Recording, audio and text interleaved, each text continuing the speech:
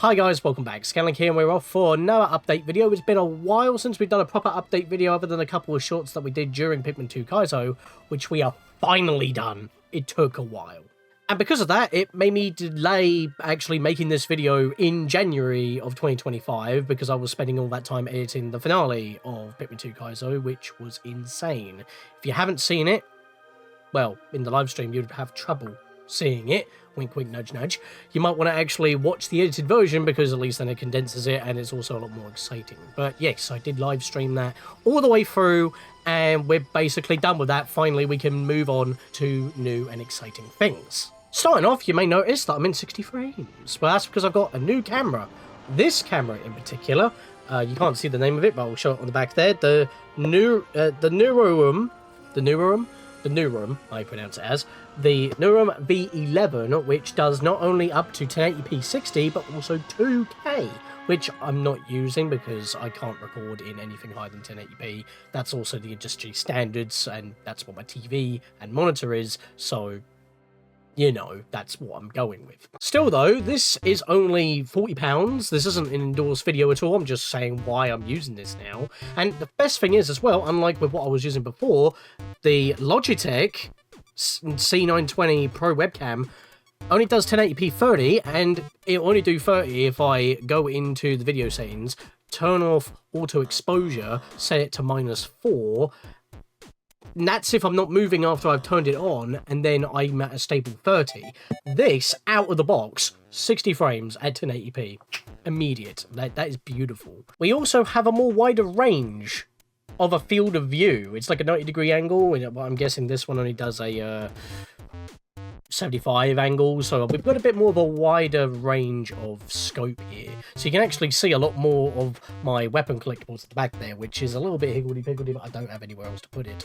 If you can see my full collection up above there, you can actually see it all. It's actually pretty impressive. Considering that these go around about 60 quid, then obviously you're paying for the branding, but this is just overall better and it's cheaper, and it's also roughly the same wideness. It's also got a decently built-in microphone, which I'm not testing out. I'm using my Snowball.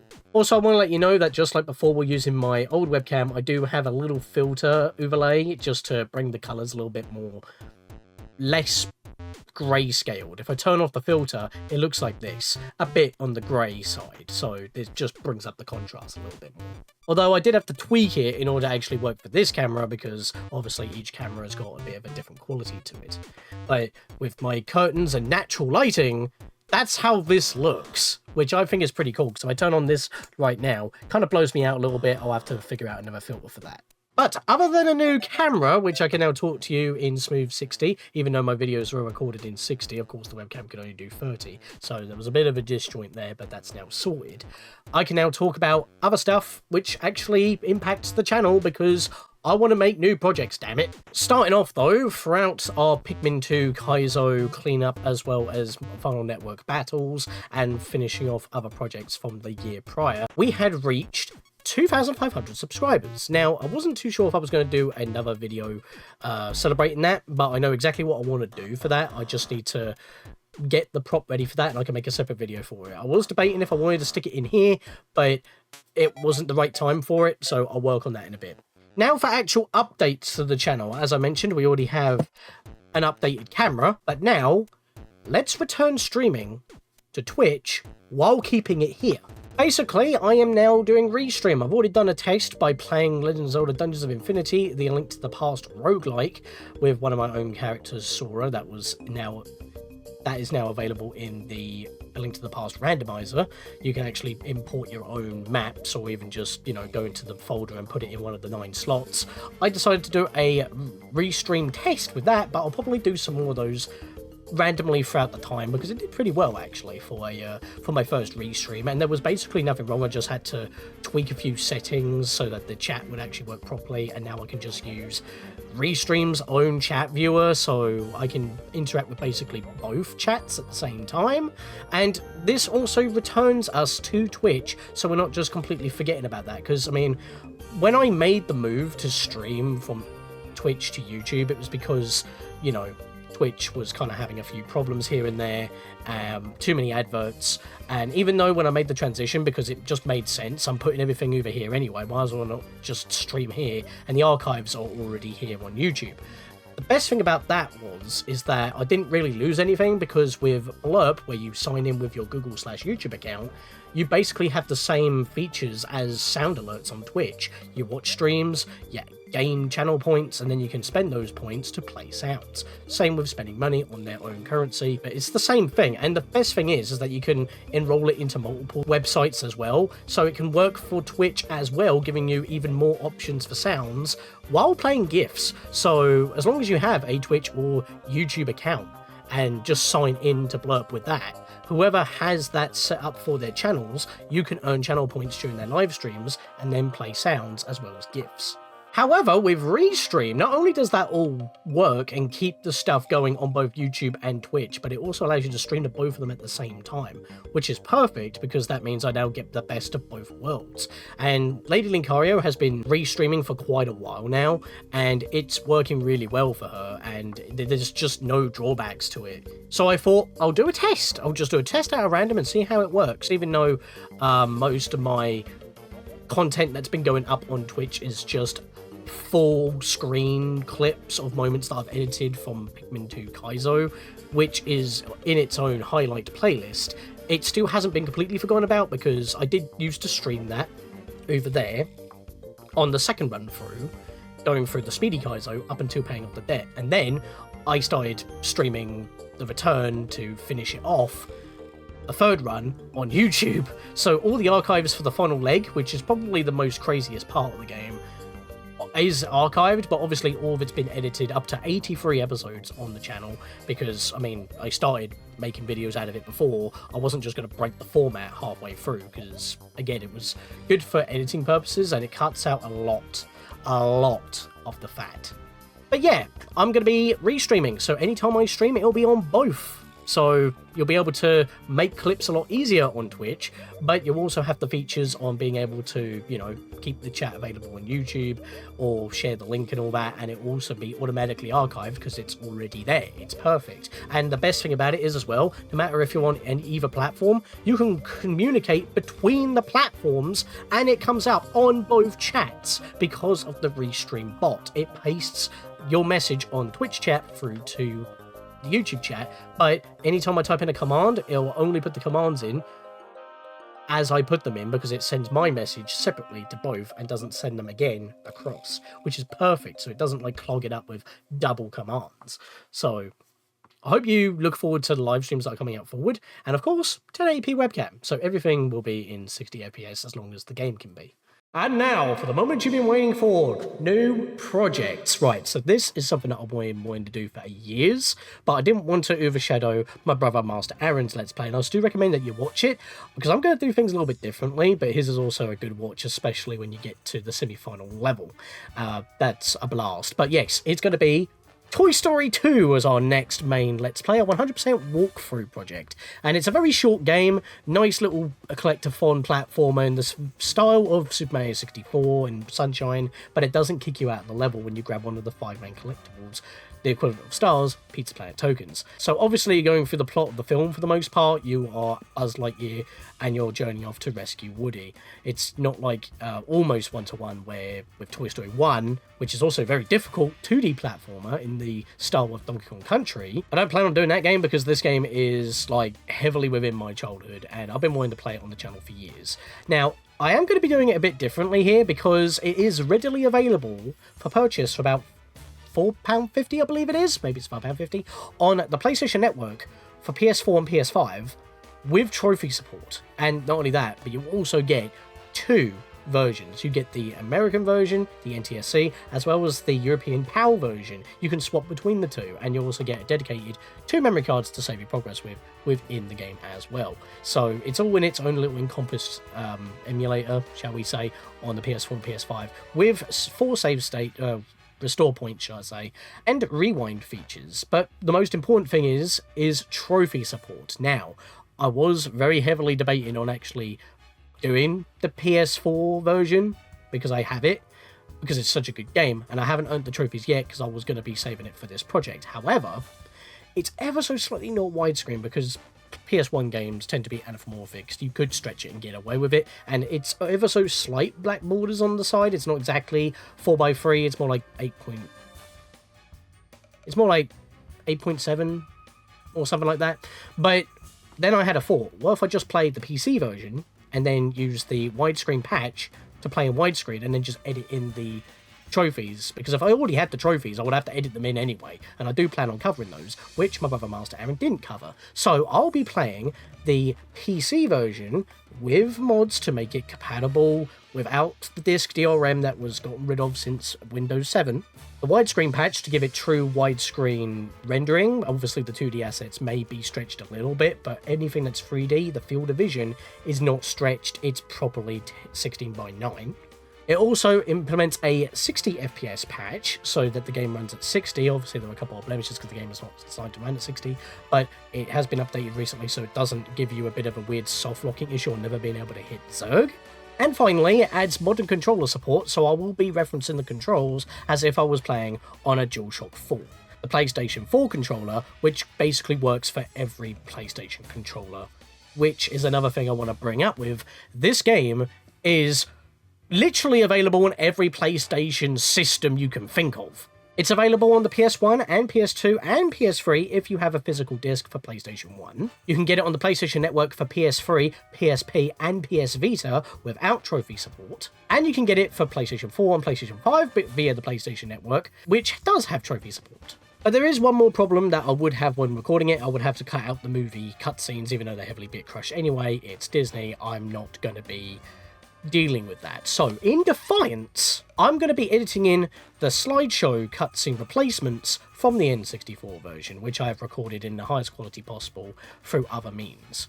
We do have the N64 version, but obviously I needed to blow up the quality so it's not too jarring. And as I said, it's going to be 100%. It's pretty easy. It should be pretty short as well.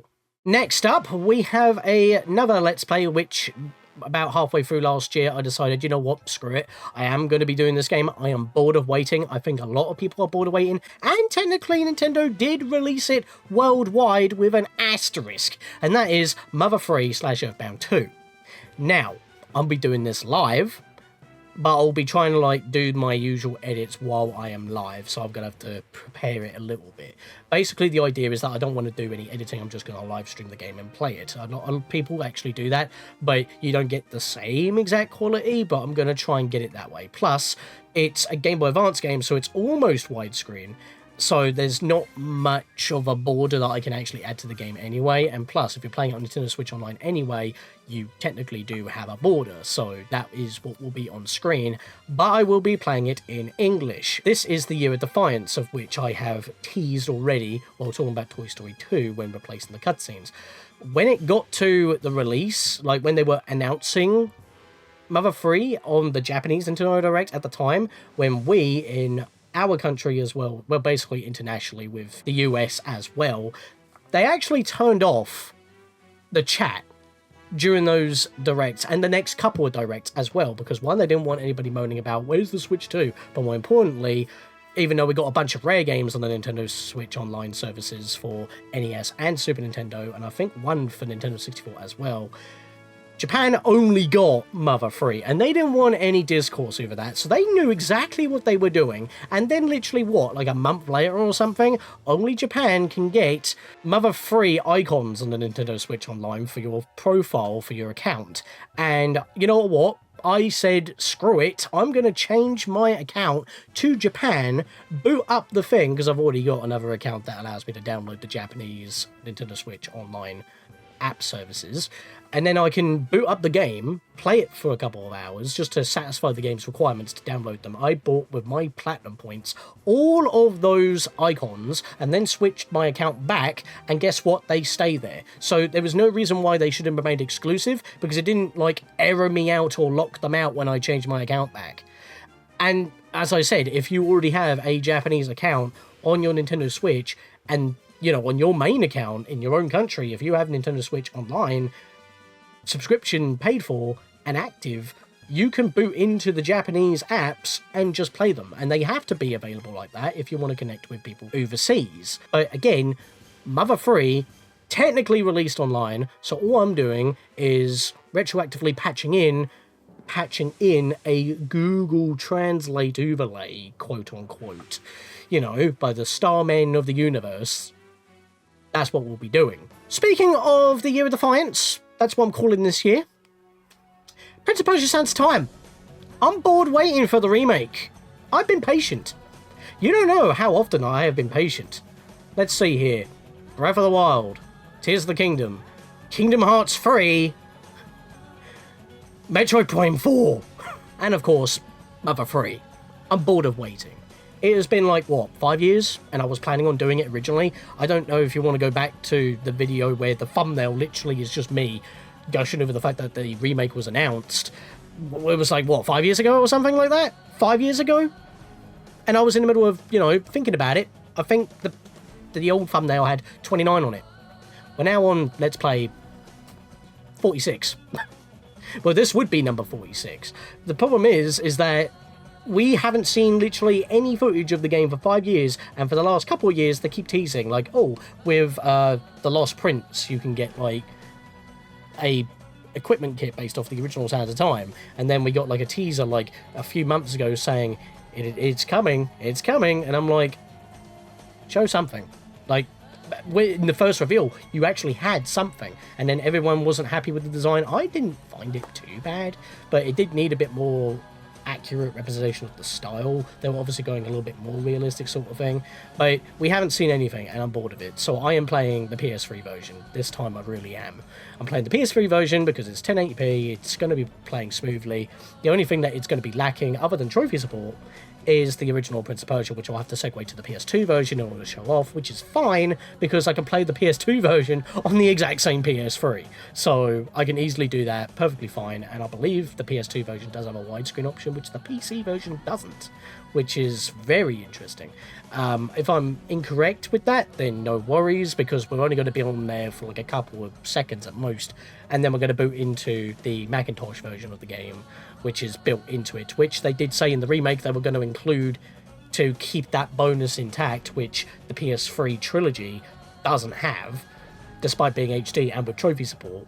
But I can see why they wouldn't have done that, because you're already getting another 2 games in it as well, and that just means that right next to that save point up the stairs, you don't have a save point when you're trying to transition in there, but all the other features work, like the secret little button code in order to play a 3D remake of the first level secret kind of thing, which I'll be showing off as well. So I'm bored. I'm going to be doing that later on in the year. I'm just announcing everything that I want to do this year.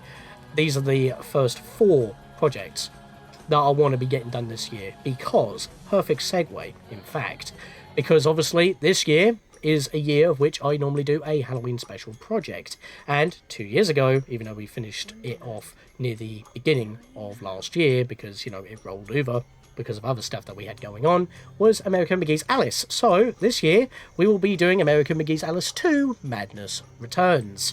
Now, again, never played it before, and I'm going to be doing it live. Don't know if I'll be doing editing this time round, because the first game is obviously older, it's more clunky, and all those mazes. But fun fact, I was actually playing the original 2011 re-release of American McGee's Alice through Madness Returns, but it's not available on the Steam version. You need to patch it back in with a few mods and stuff found elsewhere on the internet. And I had to do that a couple of times because for some reason it like broke and then verified and deleted the file, so I had to put it back in. But it kept my save data, which was great. And all I had to do was just reboot back in. And the reason why I played the 2011 re-release through American McGee's Alice Madness Returns is because it offered widescreen resolutions, by default the high resolution textures, which I could have patched in easily, but you also get modern controller support, so it was just a lot better to play that version than getting the original version off of abandonware or if you have a physical disc. But again, Windows 7 and above doesn't read discs once you've installed a game for the DRM check, so you have to actually remove that so you can play it, and that's what I had to do for Toy Story 2, and yeah, that's kind of like the problem there. But I've sorted out, and technically you are supposed to have that when you buy Madness Returns, but they removed it for some bizarre reason and didn't have it available, so I patched it back in. I think it also unlocks other cosmetics for Alice in Madness Returns as well, but I need to see about that because, again, they keep disappearing, so I'll have to sort that out before we get to that. But that's our next Halloween special. I know we're at, well, technically the beginning of the year. It's now February, but I want to be talking about basically the plans I have for the channel, because that saves me another update video and I can lay everything out, because it's been a while since we've done a Let's Play project. I think the last one was actually American McGee's Alice, ironically enough. So I'm just jumping ahead a few projects here because last year was the year of cleanup. And now for a challenge. I've got a challenge coming up with Commander Man and Holy Moly, and that is going to be a Link to the Past randomizer, my second one, because the first one was a versus with the Super LP Heroes. This one will be a co-op with Commander Man and Holy Moly, and he's made a thumbnail for it. That Commander Man made this thumbnail. Well, I helped out, but he made the majority of it all. Made it look like a Super Nintendo box. It's actually pretty cool. Obviously, it's not final, because I got to change the date on it for when we actually start it, and I don't know when we'll be starting it. It may be 1 to 2 streams worth, depending on how crazy the seed is and all that. We haven't even decided on that yet, but that is a quick little challenge that we want to do, because I haven't actually done much Link to the Past other than the test restream that I mentioned already with Dungeons of Infinity, the Link to the Past roguelike. Speaking of Restream, it's like nothing has ever happened for the Twitch side of things when it comes to returning to PokeMMO Fire Red. Now, you might have thought, hey, you're going to talk about maybe going to Emerald this time. Not yet, because I still said, and I do remember this, I planned on, making bonus episodes of all the stuff that is not available in PokeMMO, but is obviously there in Fire Red, especially on the Sevi Islands. And we haven't even gone to half the islands yet, which you do by going through, the Ruby Sapphire quest to restore trading across, in Gen 3 from Fire and Leaf Green to Sapphire Ruby and, of course, Emerald. And because of that, you have to go get those the gems for the machine and stop Team Rocket, and then you can enter Cerulean Cave, which is where Mewtwo is in PokeMMO as well, but doesn't stay with you, and we already talked about that. Even in the setup video, which technically still applies, just put an asterisk over Heart Gold Soul Silver, where you can now go to Johto. So the video still has relevance, ironically enough. But I do plan on, at some point, going back and basically live streaming the entirety of getting through the Sevi Islands to get to Cerulean Cave on stream in one go without edits, and then I'll be making solely bonus videos up to that point, playing on PokeMMO, getting to the places, and then transitioning to the Game Boy Advance version to actually show the content that is in that area, because otherwise there's no way on showing it, and at least then we still get another live stream out of it, because, I can then restream and it'll be like, hey, that's the episode archive, just straight up, as well as, updating the layout to account for that sort of thing. It will still be played in 720p, but I'll upscale it to 1080p in the output, but the canvas is 720p because the HUD just looks better, because using the built-in upscaler doesn't scale in an integer level and it looks uneven, which is, again, why when we were doing it the first time, it was 720p. So, but I'll try to upscale the editing to 1080p and see how that looks. At least the live stream will be done now like that, because obviously when it comes to recording a Game Boy Advance game for a GameCube with an HD Carby, it goes as high as 720p, but it's mostly like an HD 480p with the cleanest signal imaginable. So I'll see what I can do. And the last thing that I need to make mention, that we did actually live stream last year, but I haven't got around to editing the video yet. So technically I did it last year, but it just needs, streamlining into an actual episode.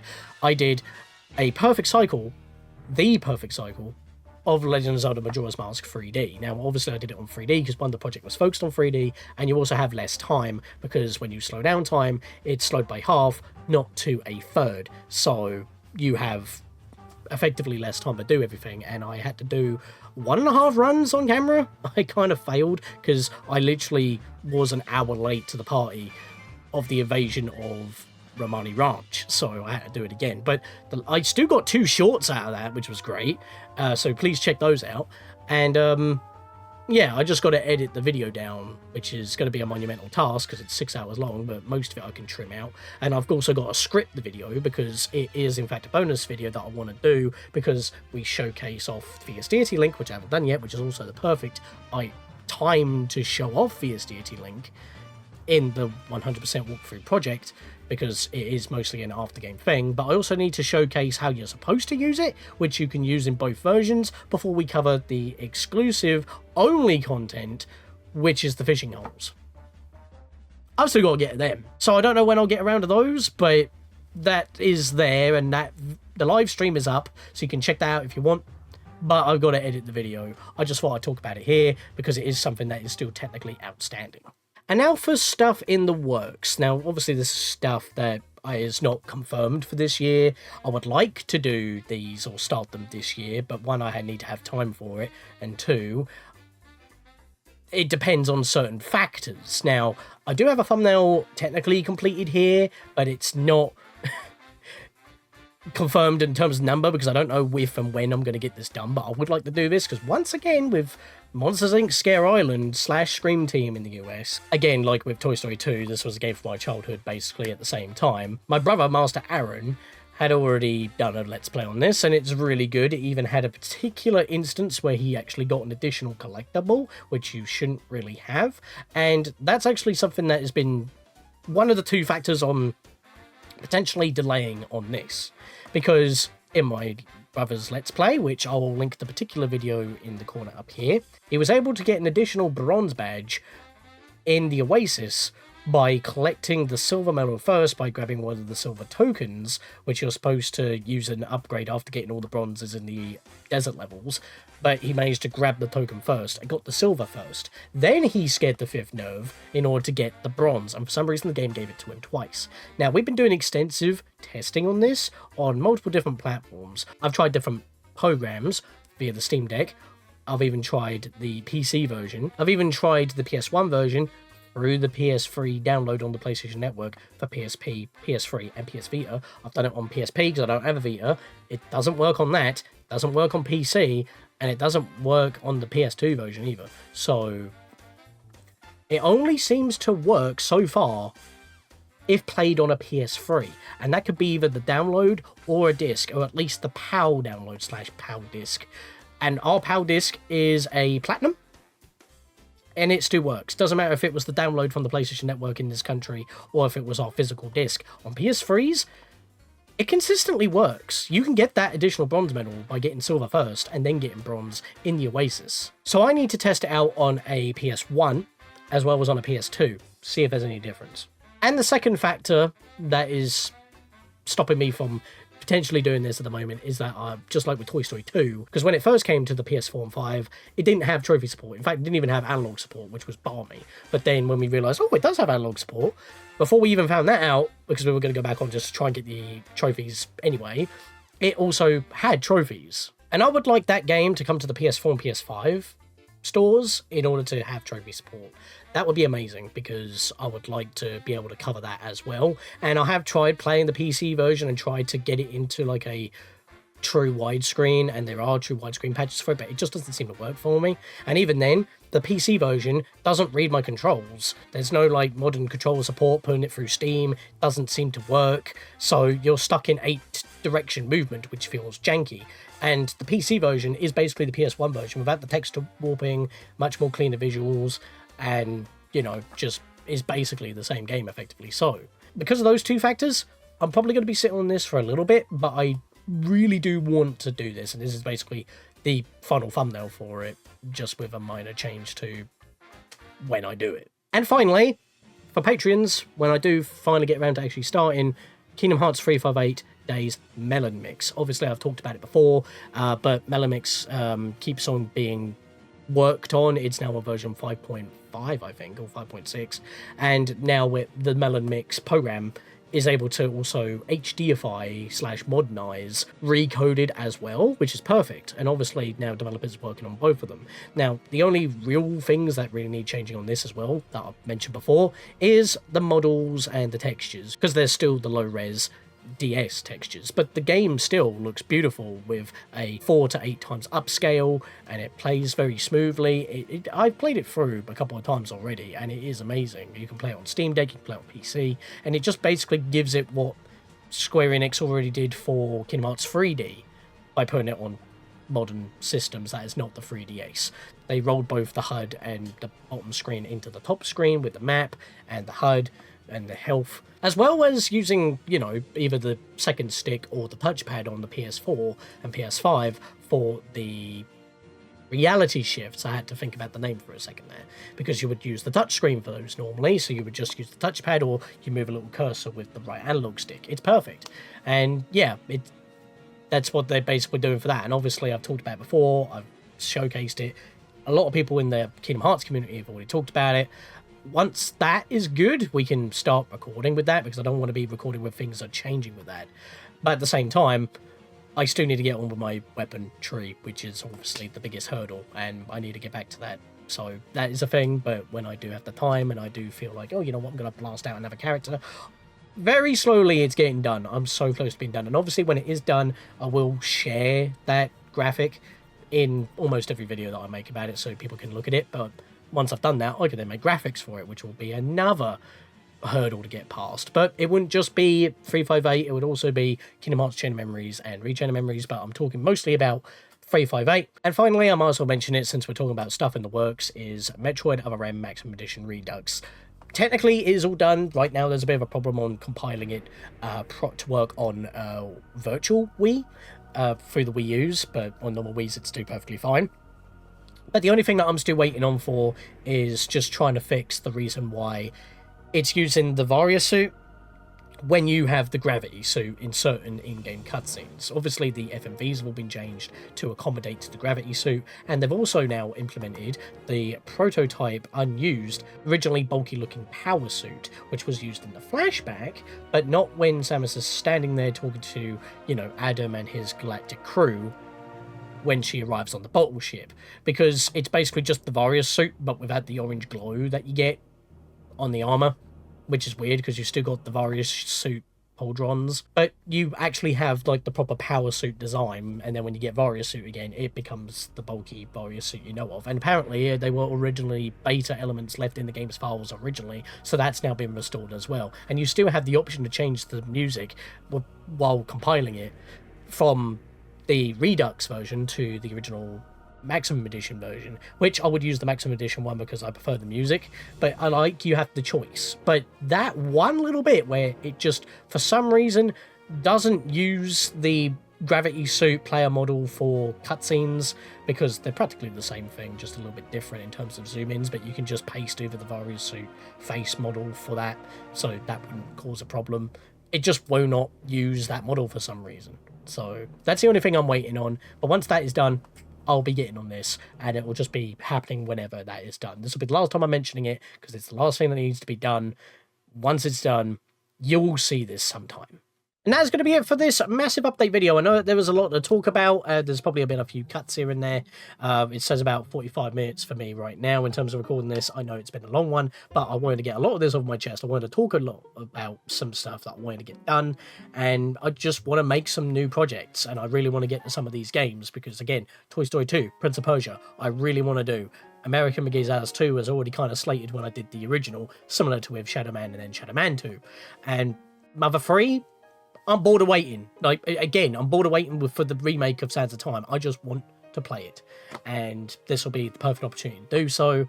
And that will be happening live as well. And of course, Restream, so you can choose your platform and watch whatever you want. And again, if anything comes through in between any of this, then obviously you will know. I'll obviously be on Discord letting you know of any updates. So even when I'm working on stuff, I sometimes sprinkle a little bit of a update in there, like, oh, I just edited this video, you're going to enjoy it, sort of thing. And of course, on the Discord as well, we can have a chat. You can check out any of the fan art that I see around the social medias that I share in there. It's basically just a big art sharing bulletin at this point. It was kind of like the Amino apps back in the day, where it was just, oh, you can just keep scrolling and see like art from multiple different franchises or series that you are interested in, anime. So it's just like, it's all there. And of course, any updates in gaming or on the channel, they go on there as well. And anytime we go live, you get an immediate ping, so you know exactly when something is happening or when a video gets uploaded. You don't have to rely on Twitch or YouTube's email pinging system or notifications, because they're not the best. So you can count on Discord for that if you have it. But yes, so with all that, I will see you guys next time where we get on with some new projects. See you guys then.